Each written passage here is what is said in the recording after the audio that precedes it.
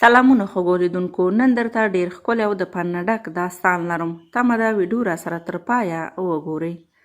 وایي چې یو نابلده کس ښار ته راغی او په ښار کې یې په لوړ اواز نارې وهلې: زه سیاسي سړی یم. د علاقې پاچا ورباندې خبر شو، سړی یې ګرفتار کړ او ورته ویې ویل: ته سیاسي نه بلکې سایس یعنې د اسونو روزونکی یې. د نن څخه وروسته به زما اسونه سره وي.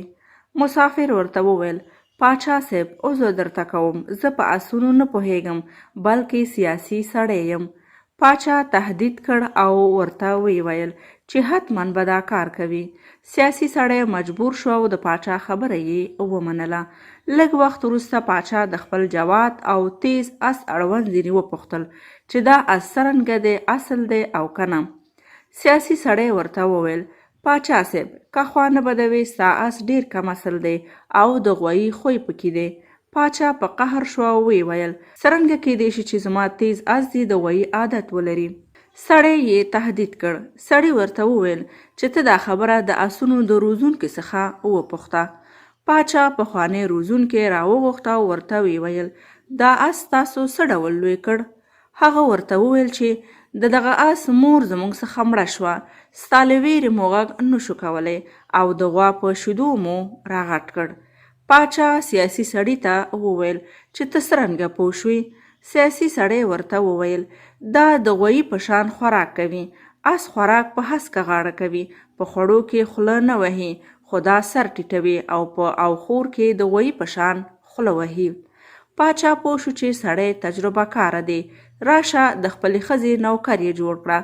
نو د دغه کار پیشنهاد یې ورته وکړ. سیاسي کس وویل: وروره، ما دا کار نه دی کړی، زه سیاسي سړی یم.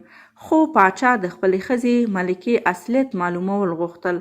نو امر یې وکړ چې دغه سړی د ملکې خادم دی. ورځې 2 سره کړي چرګان ورکوي ترڅو غذا یې ښه برابروي. سړی د ملکې خدمت یو څه وخت وکړ. کله چې یې موقع پیدا کړه وتښتېدو. پاچا خلک او سپاهیان ورپسې کړل ترڅو سړی یې ونیو او رایوست. پاچا ترې وپوښتل: زما په ښځه کې کوم عیب و چې ته ترې وتښتېدې؟ سیاسي سړي وویل: که ما ته امن راکوې او نه مې وژنې نو درته وایم یې. پاچا امن ورکړ. سیاسي سړي وویل چې ستا ښځه د پلاني پاچا لور نه ده بلکې د غجر د قوم څخه ده. پاچا حیران شو چې دا څنګه کیدای شي، زما ښځه خو د پلاني مملکت د پاچا لور ده. سیاسي سړي ورته وویل: پلټنه کولی شي. پاچا روان شو د ګاونډي ملک پاچا ته چې د خسر کېږي ورغی. کله چې د هغه سره ملاقات وکړ نو ورته وویل: زه تا سره پټ کار لرم، باید یوازې را سره وویني. خسر یې هم ومنله.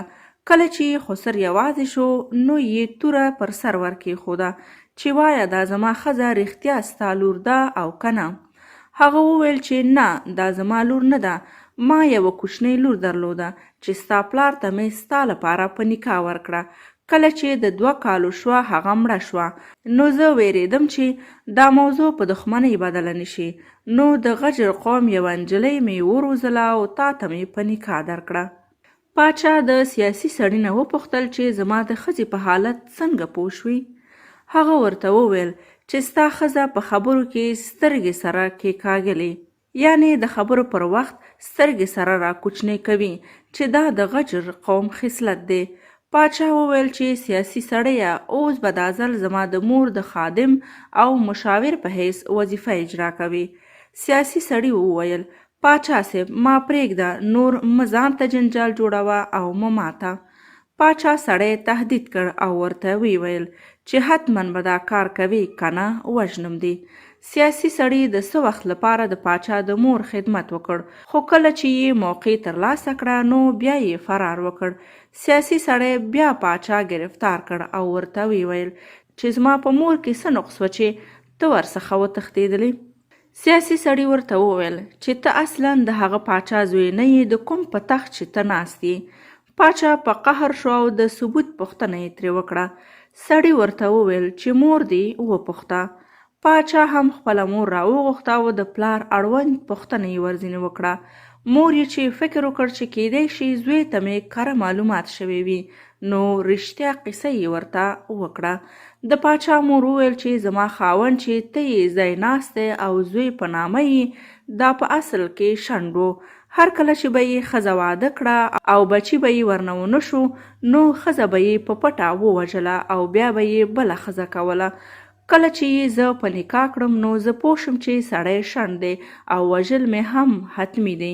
نو د ځان د بچ کولو په خاطر مې د دربار د اشپزې زوی را پټ کړ. په دې توګه مې هم ځان بچ کړ او هم پاچا خپل جانشین او خلیفه لاسته راوړ. پاچا وویل سیاسي سړیه څه پوه شو چې زه د پاچا زوی نه یم؟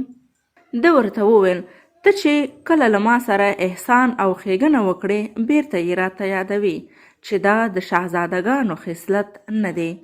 پاچا خپل سر او تندی په دواړو لاسونو ووهل او سیاسي سړي ته یې وویل خدای دې تباه کړه زه خو دې تباه کړم. سیاسي سړي ورته وویل که دې اجازه را نه کړه نور به دې هم کار تر دغه پسې خراب شي.